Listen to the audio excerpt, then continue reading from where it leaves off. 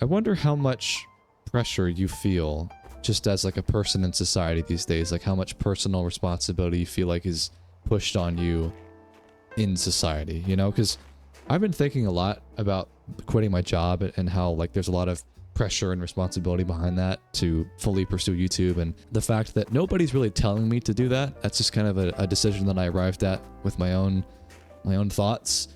But there are a lot of things that I feel like society pressures us into doing, and I wonder if you feel like you operate more from a perspective of, oh, I just kind of do whatever I want and I don't really let people convince me that I need to do XYZ, or if you feel like there's a lot of things that you ended up doing because your parents told you or because your friends told you or whatever.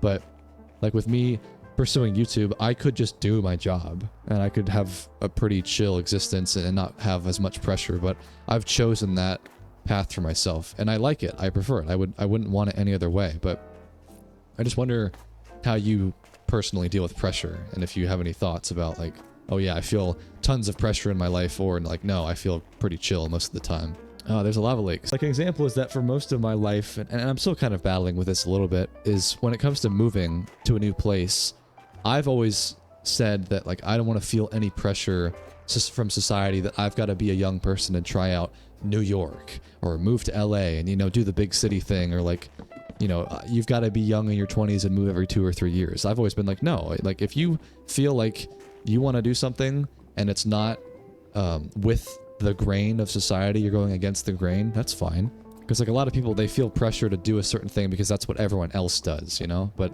I've said like, you know, if I don't want to do that, then I shouldn't have to do it, you know? But I do think, you know, specifically when it comes to moving, I've become more okay with the fact of trying out a new city or flying somewhere far away, like moving to the Pacific Northwest. And it's not because I feel like that's what I have to do as a young person. It's more just like, I think that specific thing would be really cool. And I've come to that conclusion on my own.